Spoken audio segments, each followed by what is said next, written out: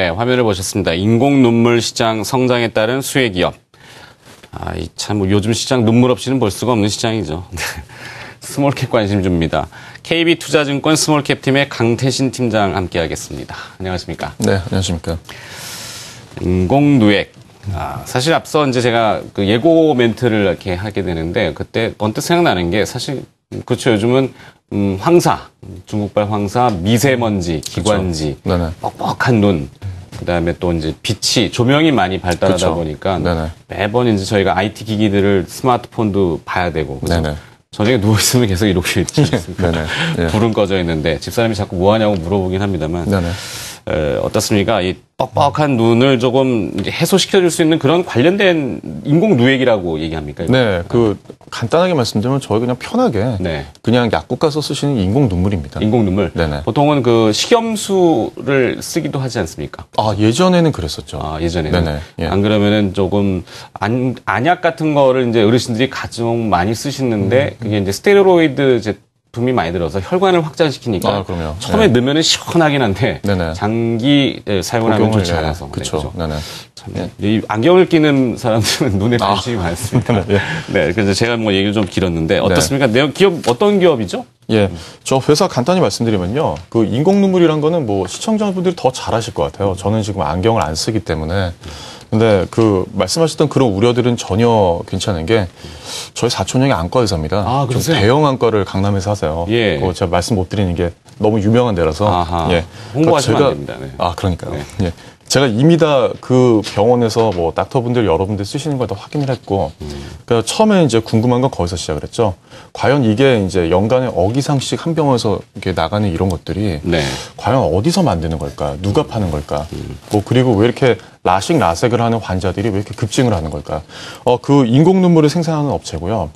2012년도 기준으로 전체 매출에서 약국 가시면 인공 눈물이 두 종류가 있습니다. 말씀하신 안약처럼 돌려서 쓰는 걸 멀티라 그러고요. 말고 이제 용안한 거 아실 거예요. 딱 부러뜨려서 한번 딱 쓰고 딱 버리는. 네. 예. 일회용이라 그러죠. 그렇죠. 그 앰플이라고도 앰플 제제처럼 생기긴 한 것 같은데. 네네. 네. 근데 그게 어떤 거 보면은 한 번 따고 다시 닫아가지고 두세 번을 쓰시는 네, 경우도 있는데 가능합니다. 원래 그렇게 하면 안 네. 된다고 그러더라고요. 하루 정도는 괜찮은 것 같아요. 그래요? 네네. 이게 또 방부제 성분이 없기 때문에 맞습니다. 네. 네. 또 보관도 어렵고. 기업 얘기를 지금 명을 했나요? 기업명?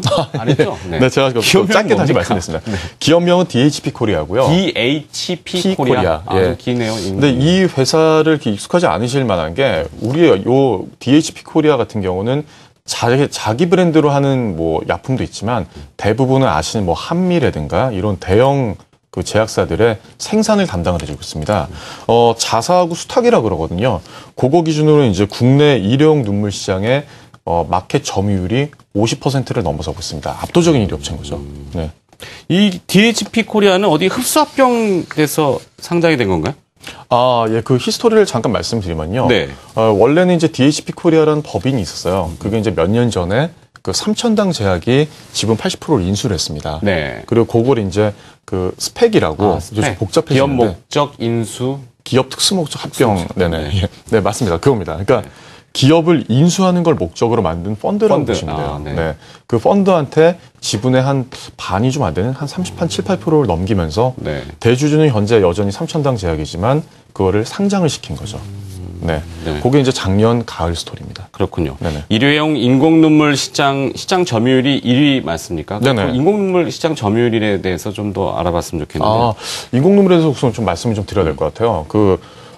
그냥 약국 가서 사시는 인공 눈물은 사실 우리 회사의 그 주요한 제품이 아닙니다. DHP 코리아의 주요한 제품은 히알루론산이라는 게 들어있는 거예요. 이거 전혀 어렵지 않습니다.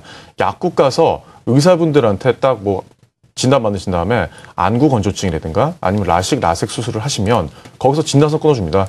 그럼 그거 가져가서 약국에서 한 1,000원짜리 몇 장 주시고 사시는 그거 딱 부러뜨리는 그것들이 대부분 히알루론산이 들어있는 겁니다. 왜냐하면 히알루론산이 들어있으면 눈이 더 촉촉해져요. 네. 네, 그것 딱 이유 하나고요. 그래서 이거는 ETC라고 하는 전문 의약품입니다. 의사의 처방이 있어야지만 구매가 가능하고요. 그냥 못 사십니다. 라식하고 라섹 수술이 증가되고요.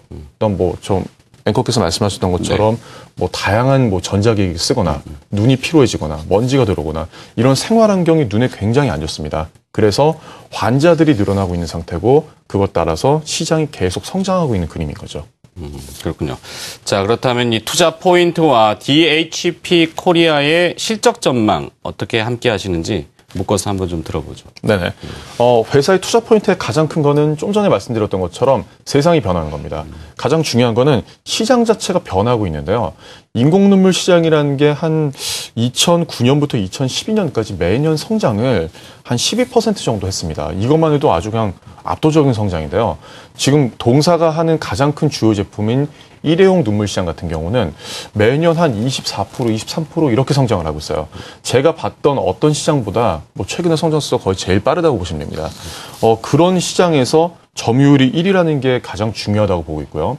중요한 거는 압도적 시장 점유율이 50%가 넘어가는 1위 업체인데 여기에 또 작년 연말에 추가 공시를 했습니다.